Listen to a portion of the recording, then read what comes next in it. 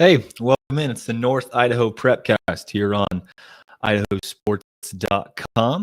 It's season 5, episode 5, as we are still cruising through the fall season. If you're just tuning in and this is your first time joining us on the Prepcast, I'm Scaggs Uhlenkott, one of the co-hosts of the North Idaho Prepcast. As always, this Prepcast is being streamed on X, YouTube, and our Facebook account, and you can always find it afterwards on any of your streaming platforms, whether that's Apple Podcasts, Spotify, many others that you can think of. We also want to give a shout out to Cornerstone Insurance, our main sponsor for this Prepcast. As always, they do great work. And speaking of Cornerstone Insurance, we want to bring on our North Idaho guest, our North Idaho expert, Ryan Scaggs. Yeah.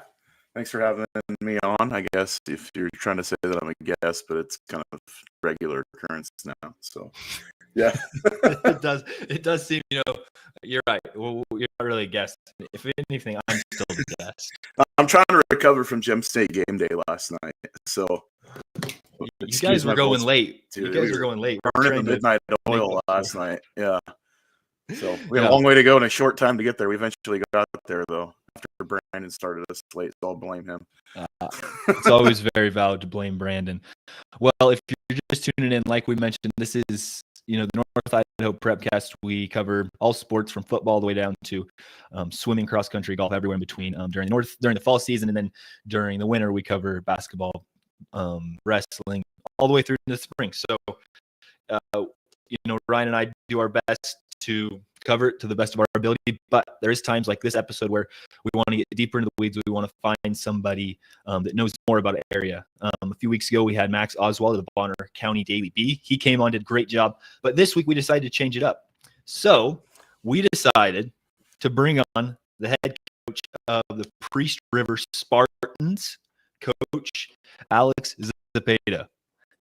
I'm doing great, man. Alex, how are you guys doing? Doing awesome, man. Congrats on the win Friday night. Thanks, man. I appreciate it. It was a fun one for sure, and a big win for our program, And how long had it been since you guys had defeated Grangeville? That was actually the first time ever in school history. It was the first time ever. I found out later on that night. I had wondered the same thing. I know it at least been a while. Yeah. I couldn't find anything on Max Preps, and I have a really good stats guy who has he looked through it, and it was the first time we'd ever beaten Grangeville.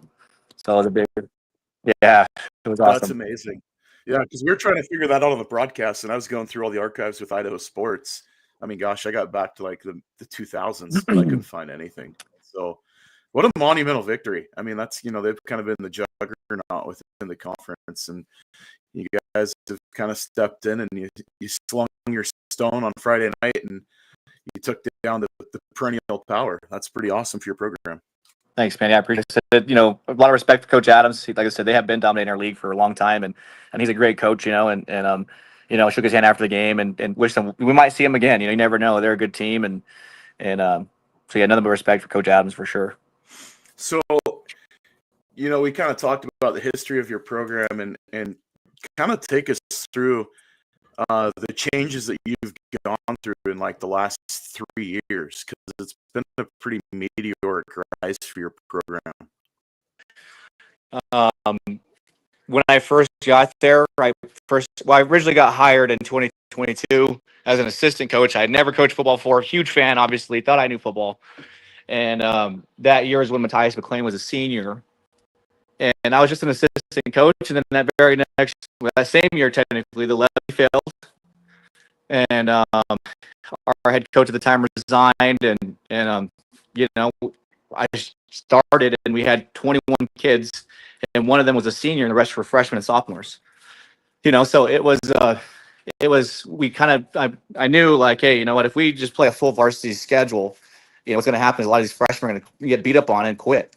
And so it was important to me that we had kind of a hybrid. We kind of, picked and choose who we were going to play. And, we played 5 JV games and 3 varsity games, and going 2-1 varsity and winning all the JV. And since then, now it's funny because last year I had 4 seniors. The year before that I had 1, and now I have 10.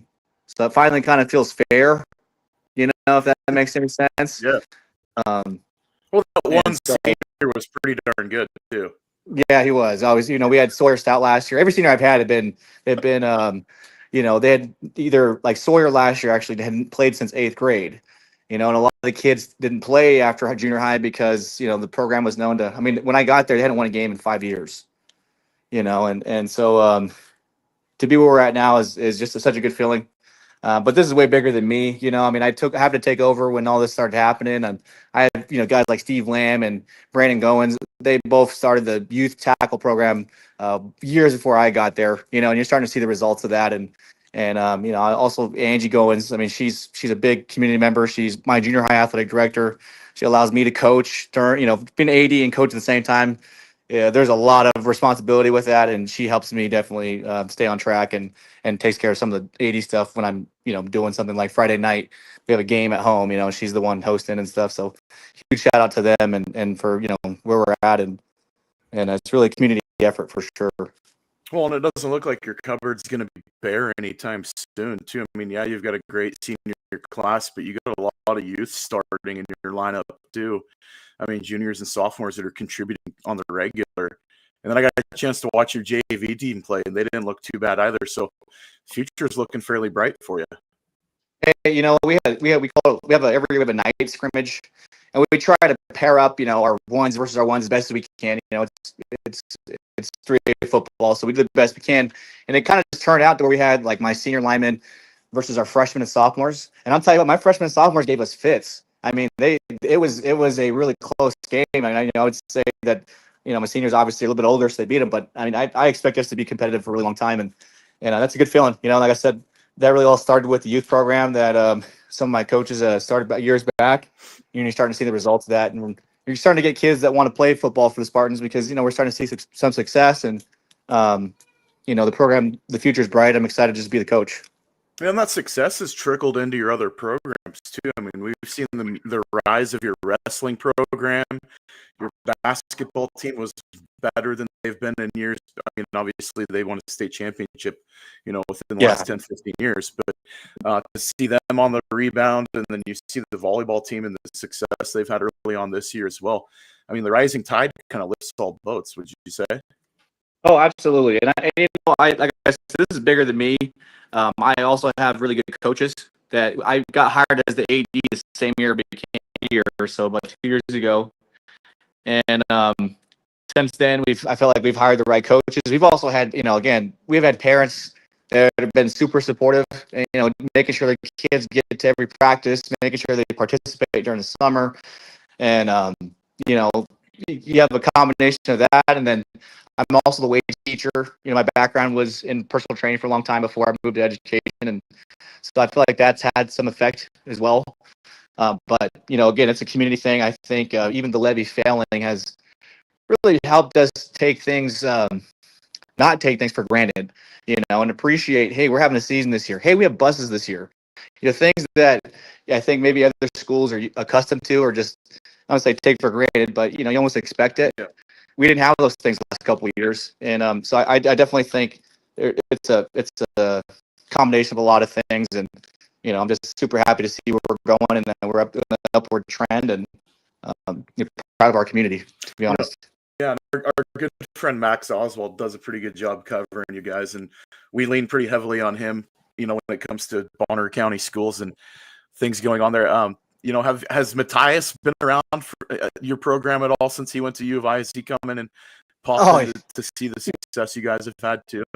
Oh yeah, man. I mean, when he can be as a college football athlete, I mean, he's busy, and when he's here, when he has time in the summer, he'll come work with our boys a little bit, and show us some stuff. And sometimes I'll give him a call, and Matthias is one of those very few people that I've met that loves football as much as I do. And we're sitting there talking about match 3 coverage, rip liz, and I'm trying to understand what they're teaching him to try to apply it to my kids, but yeah, he's definitely been around. He's definitely, he has a bright future. I don't know if you guys have been keeping up with him, but he's one of those kids. I showed up when he was a senior, and no disrespect to the coaches before me or anything, but I really felt like he deserved more, if that makes sense. I mean, he was such an amazing athlete, 230 pounds, running a 4.6, and just a machine in the weight room. And he had really nobody, no peers or and we talk about it all the time, like, man, I wish I would have had you for the 4 years, but he's probably a big reason that pushed me to be a better coach. And I'm super proud of him, and I can't wait to see where he's at the next few years. And, I know he wants to coach football, and I don't know if he's going to head to pre-server, but if he did, he certainly would have a spot, so yeah. Yeah, we'll find him a seat here too if he doesn't work out. Yes. He's a great young man, Yeah. and doing huge things with handles. So yeah, he's a great. But we've enjoyed watching you, and you just down the road from you, like what, 6-7 miles away. So that's a big game. It's right across the street, pretty much. Yeah, it is a big game, big rivalry. We haven't beat them since like 2013, I think. It was a close game last year, and we're hoping to get the win this time. It's homecoming. It's a busy week. Right now we're down to last year we started a tradition where every homecoming week we make sure we take our volleyball, our cheer, our football team down elementary and read to the kids with the uniforms. That's cool. For me, yeah, it's just the little things, right? The little things matter, and I think it's important, for our kids to have opportunities to be leaders in the community and role models, and so that's kind of what we're doing today. But yeah, it's a busy week. It's homecoming, big game. You try to not let these little things distract the kids. Ready, I feel like we're preparing really well in practice, and we're hoping to get the win this Friday. You talk about your community, and as a coach, you notice little things about the game that aren't necessarily within the game. And I think the first thing I noticed stepping on your field Friday night, I was like, man, that sure is a nice crown on that football field. Hey, you know what? Like I said, those are things that are way bigger than me, man. I got to give credit to Brandon Goins for that one. He's a former alumni, former Spartan football player, and it means a lot to him. And he's done a lot of work on that field to make it look the way it does, and we get compliments on it all the time. And then when we go somewhere else, we're like, man, our field really is nice, So he's done a great job. But I was there a couple of years ago, and so yeah, that's a guy that I have to give huge credit to. He's been a big part of our program and the success that we've had. That's awesome. Well, Coach, we appreciate you coming on with us. Best of luck this weekend against Newport. Best of luck the rest of the way. Hopefully we get to do another game coming up, maybe the end of October, first week in November. That'd be a fun one to do in the first round. That'd be or awesome. Second round in your case.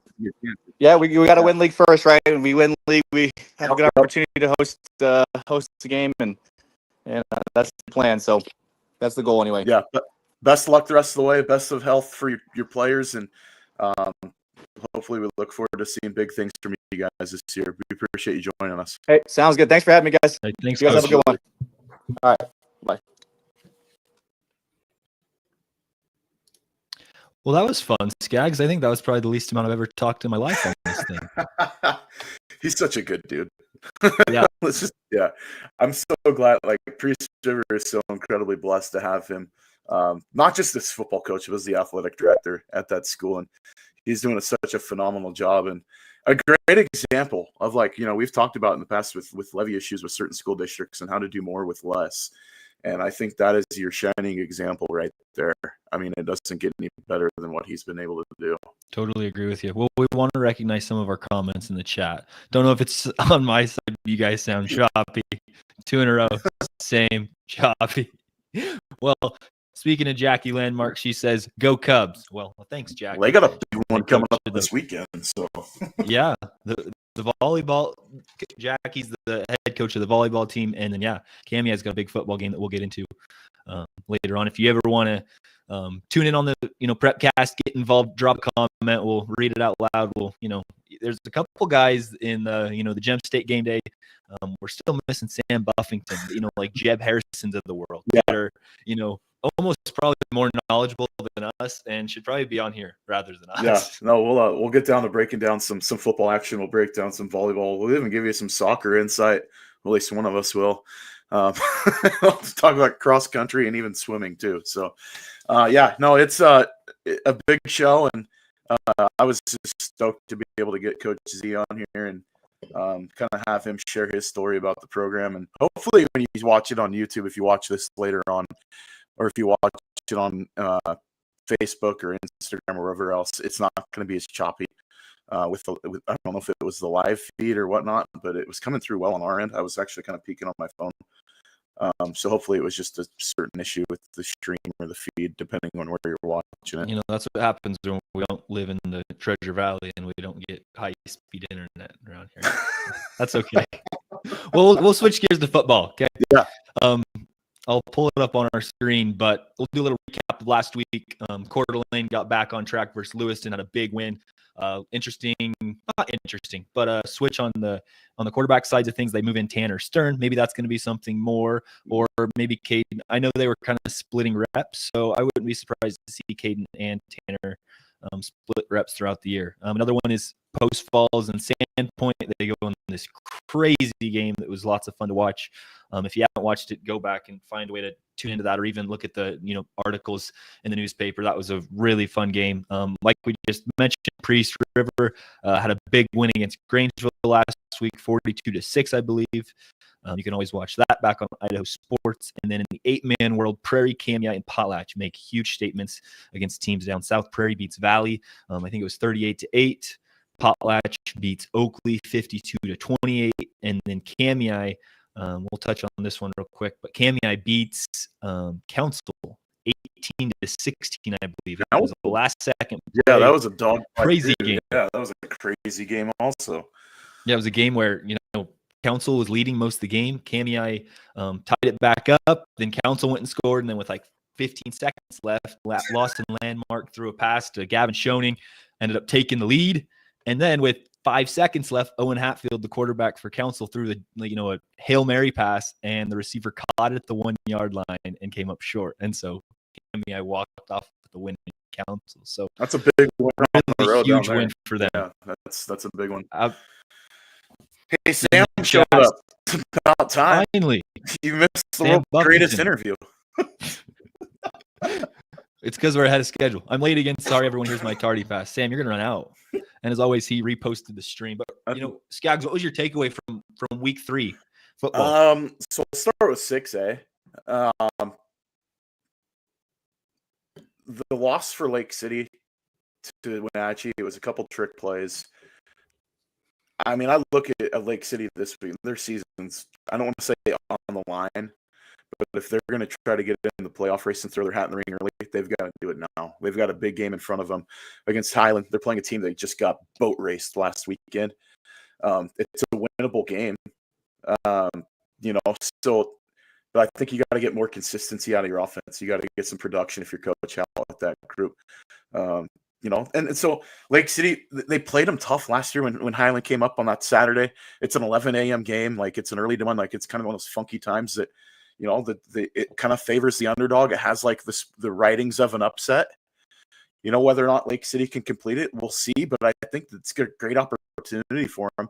It's a long road trip, but a great opportunity in front of them to get a big win on the road. I mean, they can get a marquee win and go into that league play. Kind of people looking at them.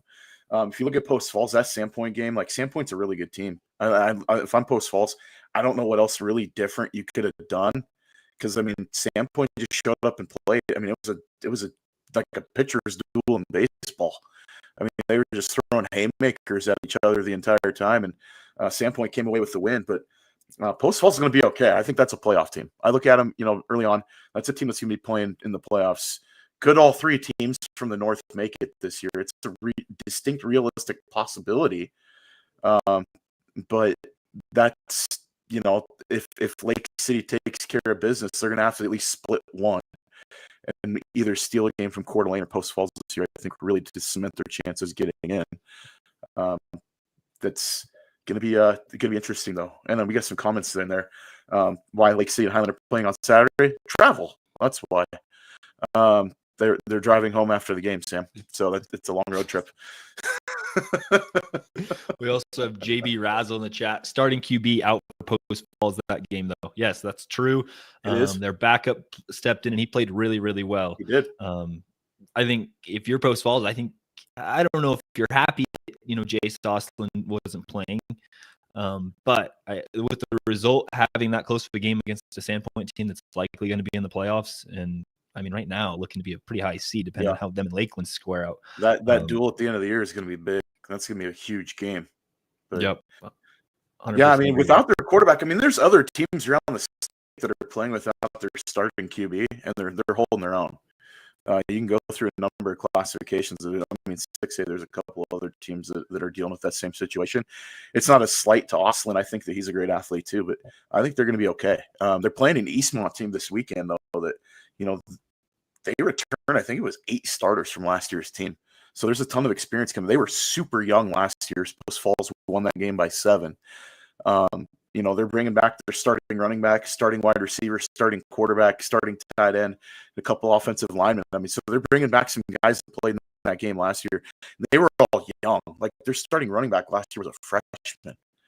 Their QB was a sophomore. So, I mean, there's still youth within that program with Eastmont. So Post Falls will have their hands full. That's a decent team. They're not bad by any stretch, but they're going to have their hands full. And then Coeur d'Alene taking on Sunnyside. I'm just going to say right now, I hope coaches don't take my word as gold, but I just, from the observation level, their offense looks different when Tanner's at the helm. Their offense has like a little bit of go to him, a little bit of juice. If you can get Stern the lion's share of the reps at QB, that offense is a little different because you got the home run threat there at QB with his legs. He can hurt you with his. He's a specimen. If you haven't seen Tanner Stern in person, I mean, he looks like a Division I athlete. He's tall, he's big, he's strong, he's got wheels for his size. Look at Coeur d'Alene. If Tanner gets the lion's share, he's still got a great arm. That's no slight to Caden, because Caden's been phenomenal the last couple of years too. I think Caden right now, just based on the kind of change that's made, there's a little bit of I think it frees up your playbook a little bit if you're coach to not be so one-dimensional and so pass reliant with Tanner quarterback. So that's just some outside observations from me. I think it's a big week and a good test for him. Sunnyside's historically been a fairly decent program. Out of that, it used to be the Big 9 conference. I don't know if it still is, or it's the Columbia Basin Conference or whatever they call it now. But they're kind of like 20 miles northwest of Richland. But that's a good game. I think it's a nice spot. It's the right spot for that game too. There's you get an out-of-state opponent. It's not league play, so you've had a few of those games kind of bringing in to kind of recoup after the Rigby game, and then taking your lumps. Those first 2 weeks. And then Lewiston came right at the right time. They just showed up and showed out. And what we had seen from Lewiston and kind of transition to 5A is we didn't see the second half team that we saw from Lewiston in weeks past. That there's a little bit of discombobulation within their offense and got a little backed up, and we didn't have the same continuity that we had week 1 and week 2 from them in the second half. Yeah, you could make arguments. Lewiston, had chances to win against Columbia and Post Falls, and Coeur d'Alene shut that door very, very early. And so I think that kind of showed why they still maybe are one of the better teams in 6A. Every single 6A and 5A school except Lake City will play a Washington school this week, and then even in I believe down into 3A, I didn't get a look at Bonners Ferry. They're playing a Washington school as well in 4A. So everybody's going across the border. Timberlake's playing an Idaho school. McCall. That's a big game there. That's a big game. It'll be here on IdahoSports.com. You can watch that game for free. But going into 5A, I think Lewiston's a must-win game. I really do. And it's a big game. It's a Lewiston-Clarkston game. As a Clarkston grad, there's no love lost between those two programs and those two schools. A lot of bragging rights at stake. The P1FCU Athletic Center is going to be raucous for that game. That place will be packed out and loud. It's loud for a normal home game. It's going to be crazy for that Clarkston game. So I think it's going to be easy for the Bengals to get up for that one. As a Bantam, I'm trying to say I hope Clarkston wins. But you don't want to say that. I have too many friends on the coaching staff for Lewiston to say that. So, that's a tough one. But I think it's going to be it's the right time for the right game for Lewiston for that one to come along. Clarkston's got a new coach. I can't remember when the last time it was when both teams coming into that game had a new football coach, because Dave Curtis was there before Bryson By at Clarkston, and Dave was there for almost 30 years.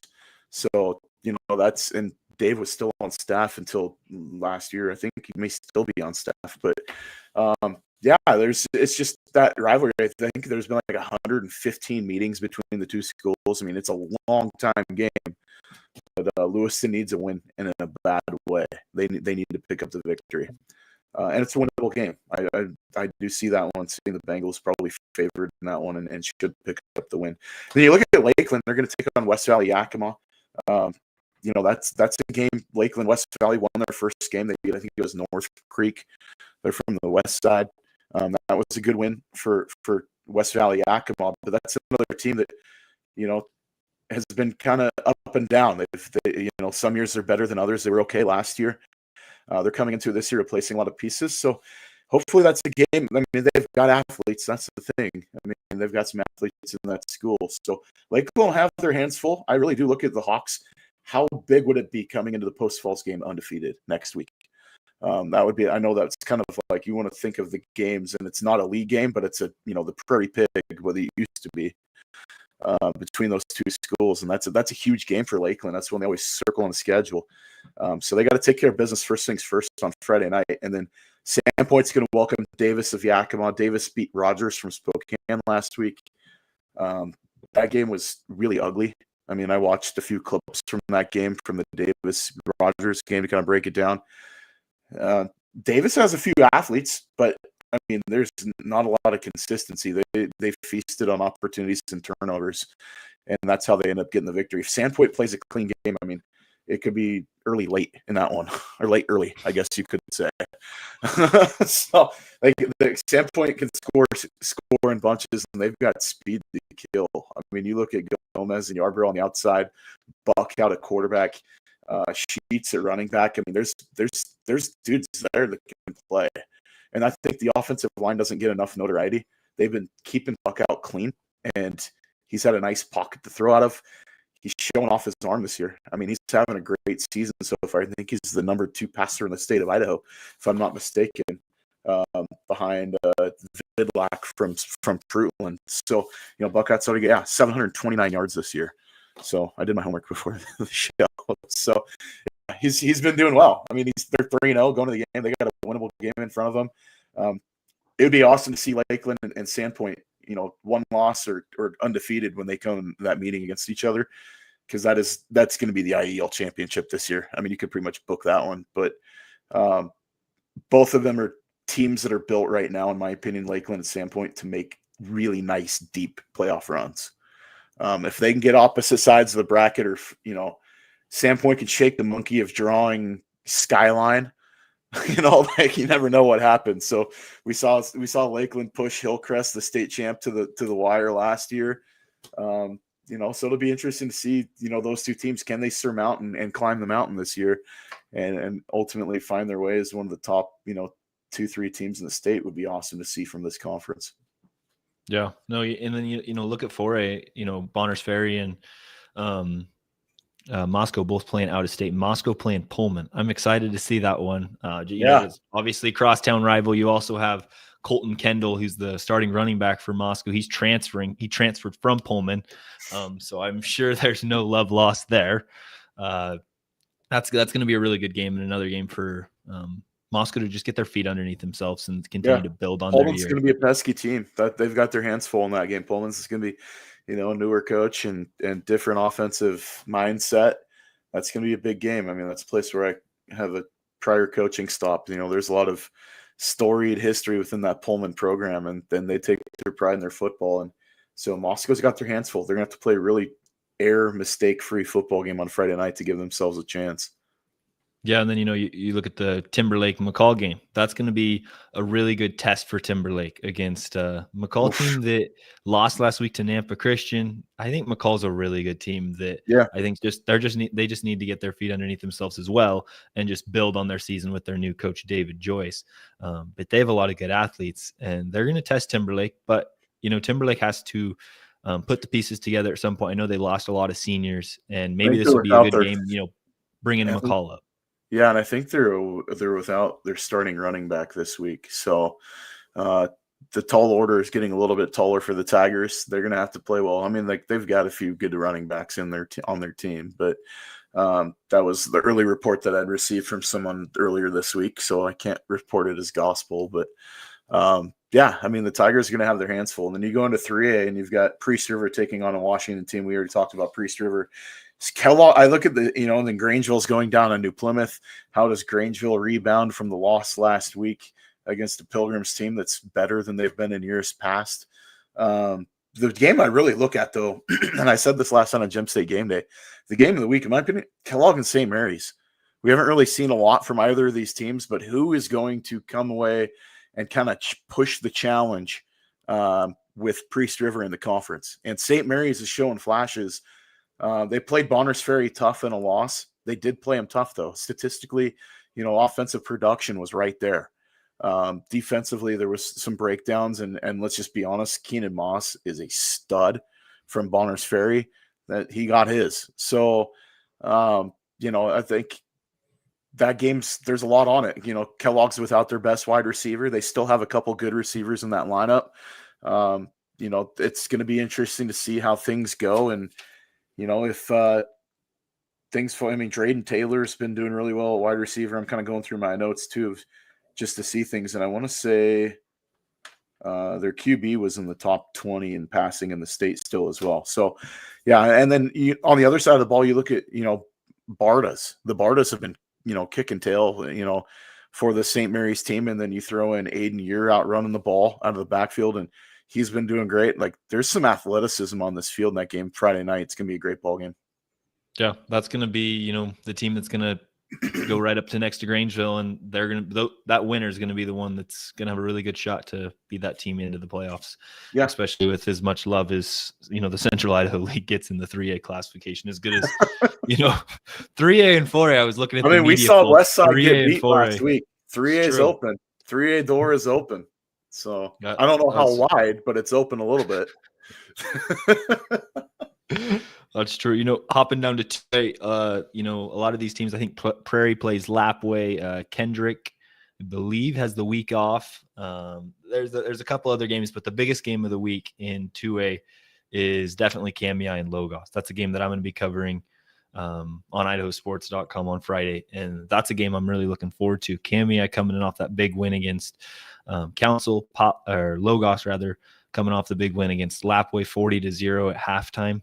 So Logos is looking to get a full game in. They're going to get that against Kamiah. Kamiah has a really good offense that, just wasn't put on showcase last week against Council, but they're a team that's going to challenge Logos's defense. And that's going to be the question, I think, is if Kamiah can put together drives against this Logos defense, because the offense from Logos is still a work in progress.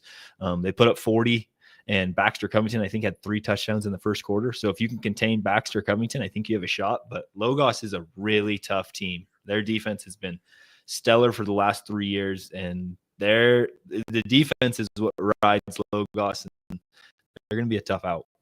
Yeah, no, that's going to be a big game there out in Kamiah. Logos, we know, they kind of got the party started a few years ago, and they've been able to just kind of rinse and repeat. And we saw, and let's give some flowers to teams. Potlatch got a big win last week. Prairie got a big win last week, and Prairie's taking on Lapway. I think they kind of get league play started with, and same with Potlatch, kind of with those favorable schedules there, to not have to jump right into the Logos, Kamiah, Kendrick fray right off the bat. I think that's a nice way of jumping into league play for both those teams coming off big games last week. And then, you look in the 1A, I don't, Quarter Christ plays Welpinit from Washington. So there's another Idaho-Washington crossover game. Wallace and Clark Fork, that's a big game out in Wallace on Friday. The Miners are looking pretty good. They've got that Coeur d'Alene transfer that came in. He's a sophomore receiver, kind of running back. He does a little bit of everything to balance out Cooper Miller. Wallace's offense is looking pretty good. And after losing some big players last year, I think it's kind of refreshed a little bit that lineup to not put so much pressure on Cooper. Man, how big is that Quarter Christ Wallace game this year going to be? It's going to be pretty awesome to see. And Clark Fork is holding their own too at times. So there's some other big games around the area in 1A ranks. Lewis County's taking on Salmon River. So, we haven't really hit league play there yet. But That's pretty much and then the only Saturday game we already talked about, which was Lake City and Highland. So that kind of breaks down the slate of games for North Idaho this week. Yeah, nope. And then let's switch gears to our stickers. So last week you really just clean clock with everybody up north. I figured we should change it a little bit. So, and I'm going to stick to 8-man because, a lot of the 8-man teams in Central Idaho had a lot of success. And specifically, Jay Marshall of Potlatch, the quarterback, had 446 total yards, 306 on the ground, 140 passing, and then 3 touchdowns. So Jay Marshall led his team to a big win against Oakley, continuing the dominance up north. And then the other one is Slade Cuther of Lewis County. They played Lakeside, and Lakeside's really down this year. But Slade Cuther, I don't know if I've ever seen a stat line before. I had 2 rushing touchdowns, 1 passing touchdown. That seems okay. But you look at the defensive side of the ball, had 4 picks, and 2 of them he took back to the house. I don't know if I've seen that in the game. That's awesome. That's insane. That's an insane I think stat Slade's line. a sophomore. And so really good outing for Lewis County to get a win and hopefully in the right direction. But Scaggs, who do you got for your stickers? So I still have one from District 1 this week again. And it was a game I called. Colton Kaprenko from Priest River gets my helmet sticker this week. 33 carries, 210 yards rushing, and 3 touchdowns against Grangeville on the ground. They had over 350 yards rushing as a team, did Priest River in that game. And Matthews still had himself a little ball game throwing the ball too. He had 145 yards and a couple tutties throwing the ball around the field. So, I mean, it was a massive offensive output Friday night from that Priest River team in a dominant victory over Grangeville. Kaprenko is my helmet sticker winner this week. I like it. Well, I should, before we switch gears, I got to give one shout out to, the number 1 team in 2A right now, Kendrick. They won last week. Big surprise, 59-0 against Hagerman. That team still looks really good. They, I wouldn't say they were really challenged, but there was a period in the the second quarter where they only scored like 8 points. And so it was kind of a shocker to not see Kendrick score as many, but it was a cool home opener for Kendrick. Crowd was rocking. I'm excited to watch more games because we're going to be covering a lot more Kendrick, but we got to make sure that at least get recognized a little bit because they are the number 1 ranked team in the state for a reason, and they show week in, week out. I'm telling you right now, you give them 3 more dudes, and they're winning 3A. Let's just be real. They could challenge a 4 against a lot of teams. They're going to compete. They're good. Yeah. They are really impressive. Well, let's switch gears a little bit. Let's start with volleyball. Coeur d'Alene got some big wins. They beat Sandpoint. They also swept the 3A state champions from Washington Ridgeline. They got a big win there. Win. Yeah, huge win. Big win for them. Lakeland was able to beat Lake City in overtime. I think it was just in that 5th set. Yeah, came down to the wire, and so they got a big one there. Sandpoint was able to beat Lake City as well. Lakeland also got a win against Lewiston. Kellogg got 2 big wins against Clarkston, and I think it was their first game of the year. And Priest River, and then Priest River came back, beat Riverside of Washington and Timberlake. And then Lakeside, I'm kind of flying through all these score boxes, but Lakeside of 1A or 2A. The Lakeside Knights are 4-0 right now, and they look pretty good. They're going to challenge. I think they're going to be pretty good going into the state tournament. Them and Wallace, I'm telling you, that conference is pretty good in volleyball, and we're seeing it right now. Wallace is playing really well. Their only stumbling block was Kellogg. So, but Kellogg is looking. They're looking almost a part of a juggernaut right now. They're playing lights out volleyball. So, CIL. I think there's going to be good showings from a number of conferences in District 1 and 2 this year. Obviously, we haven't even really hit on the White Pine. Maybe we'll have to bring on Coach Landmark. It's a good idea. Jackie, hit me up. Let's go. Yeah. Jackie, shoot us your info. We'll bring you on just to break down the White Pine League because, they get their flowers for sure and for good reason.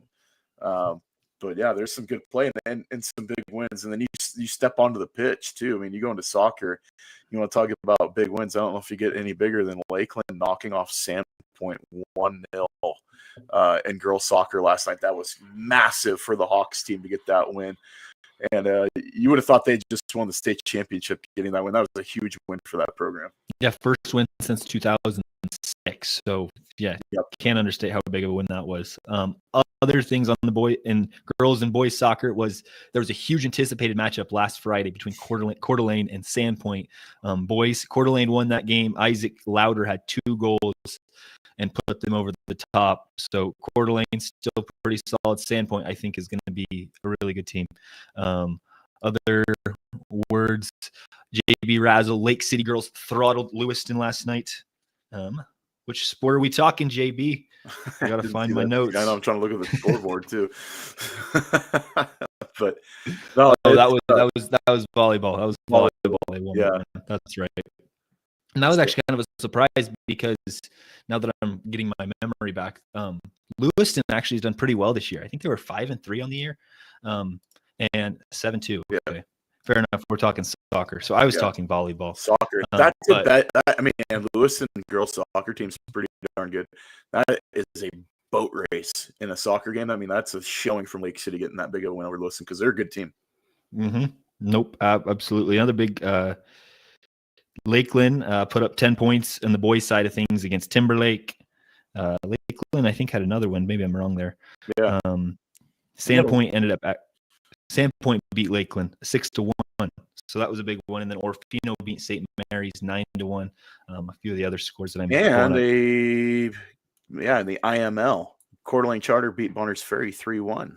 So a big win for Coeur d'Alene Charter girls, getting a big win over the Badgers. So they continue their undefeated streak in their early season play thus far. And Timberlake beat St. Mary's 8-1 last night in girls soccer as well. Coeur d'Alene got a touchdown without the field goal. They won 6-0 against Post Falls in girls soccer. So yeah, I mean the North has been looking pretty good. There's some strong teams up north this year, and I mean the season's early, but there's I think the pecking order is starting to kind of separate a little bit. The 6A teams just look really good between Coeur d'Alene and Lake City, and both boys and girls. Sandpoint boys look really, really good. Things will be interesting in the girls soccer in 5A. I mean, look at that one. It's kind of like you shrug a little bit right now. Lewiston getting smoked, and then stepping in, and Sandpoint's right there. Moscow's been right there. Moscow's been pretty consistent. So I mean, I look at the Bears right now. They've been playing probably the most consistent of anybody. But yeah, it's going to be interesting to see how things shake up. I mean, further and further we go in this season, but. We talked volleyball and soccer. We got golf, I think, was the other thing that we were going to touch on. Yep, there was actually 2 invites, I guess, at the U of I. Moscow and Sandpoint met earlier in the week and played. Moscow won that boys and girls. I think it was Burke Brown for the boys and Gemma Sorensen and Maddie Kiesel for the girls were both the top scorers on the golf side of things in that one. And then they had the actual Moscow Invitational where Coeur d'Alene won that one on the boys and girls side. Yep. And then Lewiston finished second for the boys. Ashton Little once again played really, really well. I think he was a top 3 finisher. Again, he's just a freshman. He hit the hole in one last week or 2 weeks ago, I suppose. Winner hit 4 under par, and then Ella Wilson for Coeur d'Alene. I think Ella's a freshman, if I'm not mistaken. She shot 4 over par for the girls as well. Some good rounds from both those teams, and it's Ben's been playing lights out lately, and the good thing about I think the noticing part is the rest of that lineup is starting to improve. So the more strokes they've been getting this season, they've been getting better scores. So the team as a whole has been getting better, which is Ben's been playing really well thus far, but some of the players around him have really been stepping up too. That's been nice to see. Brady Rupert shooting a 78, Hunter Packins shooting a 76. So some good rounds down there at the U of I. Other sports are cross country. The Moose Creek invite was last week, and Genesee, I believe, was the top, or Genesee wasn't the winner, but Benjamin Farr from Genesee. It was a shorter race. It was only 2.6, and he won the race by 1:30. That's fast. I mean, how do you get that much separation in that short of a race? I mean, he could put a couple. He could put quite the distance on me. Let's be honest. I mean, yeah, I'm not saying much, but yeah, no, that's a great job. And, the second, because they had a pretty nice showing this weekend too. But the small schools have been turning in some really nice times as well. So, yeah, it's good to see, these other teams step up. But Coeur d'Alene has been continuing their dominance. It's been nothing short of amazing, kind of awestruck in what those programs for Coeur d'Alene have been able to do, especially the boys' side of cross country. The way that all they do is just win. Yeah, they're a top 3 team in the Northwest, I think, right now. Right. I mean, that's unheard of. Yeah, there was the Timberlake Farragut Invitational Saturday, and there was a crap ton of teams that went up to that. I mean, every single team up north, I think at least from 4A and up, and then some of the smaller schools. Yeah, Troy was there. Troy, Logos, and Prairie. So yeah. I guess 3. I don't know if a lot of 3A schools went, and then I don't know if any other 2A schools. But Troy, Logos, and Prairie, and Logos still finished fairly well for being a 2A especially school. On the girls' side. I mean, they got a top 5 finish on the girls' side. But yeah, team scores for the boys. Coeur d'Alene won it with 33. Mount Spokane had 97. Gonzaga Prep 134. So Sandpoint ended up taking 4th with 178. Timberlake was at 203. And then in the top 10 was Moscow with 252 on the boys' side. Top finisher was Wyatt Carr from Coeur d'Alene, ran a 15:36.70. That is booking. And Wyatt Morgan. 4 other finishers for Coeur d'Alene in the top 10. Yeah, just I'm looking at the results and just what they're able to accomplish. That Vikings cross country team is just unreal. They're an absolute machine. And then on the girls' side, Coeur d'Alene won there as well with 54 points. Logos took 5th with 171. Timberlake was 6th with 171. Lake City was 7th with 175, and Post Falls was 9th with 189. So good showing from our area teams. Annabelle Carr from Coeur d'Alene Charter actually won the girls' event, and she's fast. I ran an 18:53. So that's a nice showing. And then Olivia May finished 2nd with 19:10.40, and then Talia Bonville from Post Falls finished 3rd with 19:15.60. So really nice showing from the local runners, and then Victoria Howard from Coeur d'Alene ended up being 4th. And then I mean, it's just more of the same. I think for those programs, we see them flex a little bit, and they're gonna have their hands full once they get to state cross country this year again, obviously. But some of those Boise schools are real strong, but there was some of the better programs came up for that meet too, and took care of business. The North looked really, really good this weekend on the cross country course, not the track. So we're not in spring. One last sport, Scaggs. You are the Michael Phelps, so tell me all you know about swimming. So this weekend in swimming, big event. There was down in Moscow, the University of Idaho, the icebreaker opener. Andrew Davis won from Coeur d'Alene. He's the junior. He won in the 500 free and 200 freestyle, and then also swam winning legs in the 200 freestyle relay and the 400 freestyle relay, which helped Coeur d'Alene win the team title. Boys scores: Coeur d'Alene had 156. Sandpoint was 2nd with 124. Post Falls was 3rd with 70. And then the combined team score was actually pretty impressive. Coeur d'Alene was on top, 264. Lake City was 2nd with 216. But Lake City won on the girls' side, if I'm not mistaken. I was trying to get the rest of those results, and I ended up getting them chopped off. Lake City won for the girls. Yep. Yep. Lake City won on the girls' side. And I reached out to Coach Donnell McKee. She's the swim coach at Lewiston, wife of my good friend. So I was like, hey, tell me about your swim team or the area swimmers. So this is from her. She said the coach of Lake City, Shelly Sobek, had both of her daughters swimming, Tilly and Millie Sobek, and they finished 1st and 3rd this weekend. Tilly won in the 500 free. Millie got 3rd. Tilly won the 500 at state in 23, got 2nd last year. And then Noah Crossler from Moscow. We've talked about him in the past, but he came off 2 championships and a state record in the 100 fly, and he's coming out of the gates, guns blazing for the Bears. And then a special note: Ari Roy, a sophomore from Lewiston, have taken 2nd in the 100 backstroke on Saturday. So nice showing for the sophomore from Lewiston. That concludes, I think, covering almost every single sport in North Idaho. Hey, we flew that we flew by all that in like 15 minutes. I will say, if there are any swimming coaches in North Idaho that want to hop on the Prepcast and teach us amateurs a thing or two, we would be all ears, because clearly we want to know more, but I don't have time to Mainly, go we to just Moscow. get Hayden in the pool and give him a swim lesson. How about that? I mean, I think people Let's do pay to that. see that one. Set me up a tea time, if you will, on in swimming, and I'll be ready to go. And combining awesome. a few sports there. But Scaggs, any lasting thoughts on this Prepcast? Yeah, I want to close with this, and it's some sad news out of Southeast Idaho. We've been following kind of along with everybody else in the state of Idaho. A young man from Thunder Ridge, Tanner Scoresby, football player for Thunder Ridge. Great kid's been battling cancer, and unfortunately, he succumbed and finished his ride last night.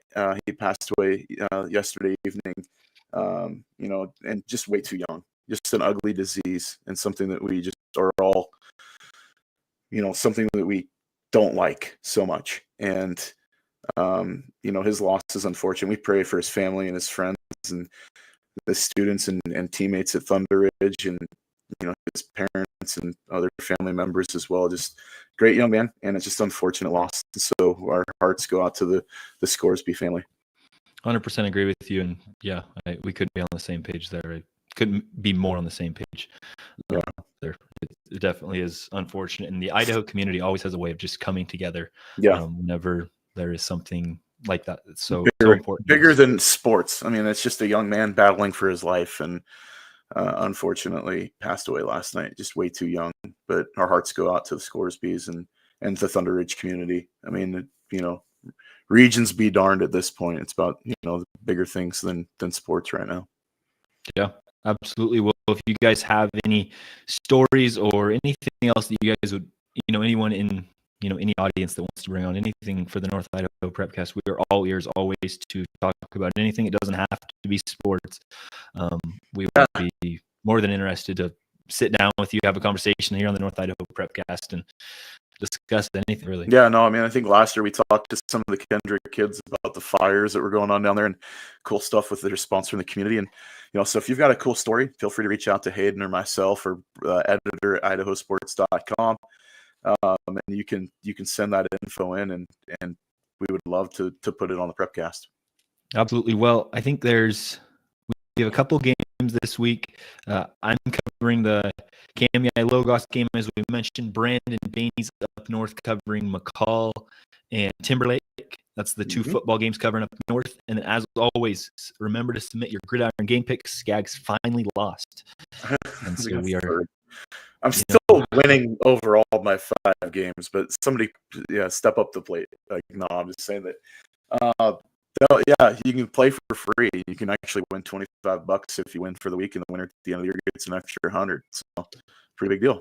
Yeah, absolutely. Well, for Ryan Scaggs, this is Hayden Uhlenkott, and we will see you next time on the North Idaho Prepcast.